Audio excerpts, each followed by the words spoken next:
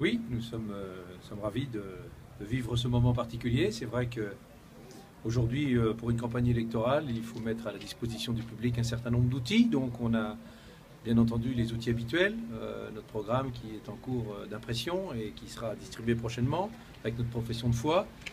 On a le blog qui est aussi un outil indispensable. Et puis cette année, nous créons un local de campagne qui aura vocation à informer la population. C'est pour ça d'ailleurs qu'on l'a appelé comité d'information plus que le terme local de campagne qui ne nous plaisait pas trop.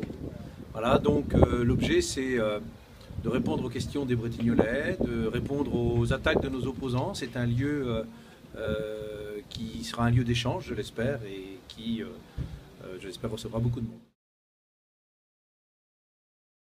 J'ai su que Thierry Biron allait être candidat il y a quelques semaines. Dans un premier temps, ça m'a plutôt bien convenu parce que je pensais que ce monsieur était un gentleman. Donc voilà.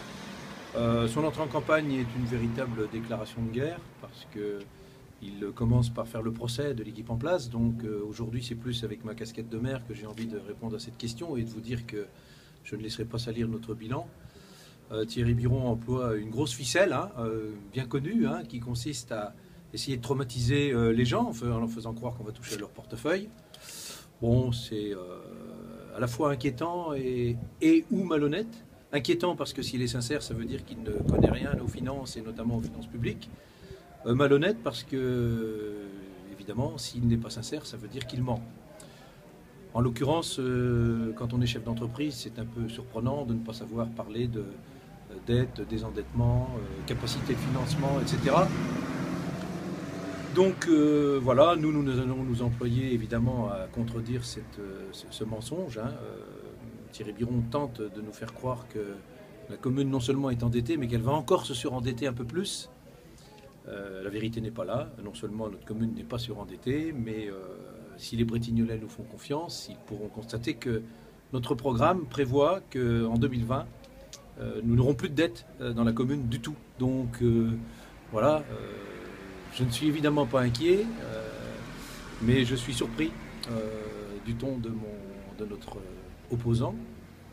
Et puis pour tout vous dire, bon, j'ai entendu dire aussi qu'il allait venir nous provoquer en ce qui concerne notre relation avec les associations. Alors là, c'est presque drôle, mais j'aurai des choses à vous dire dans les prochaines semaines sur le sujet. On a quelques grands rendez-vous à proposer aux Bretignolais. Le premier qui va avoir lieu le 28 février.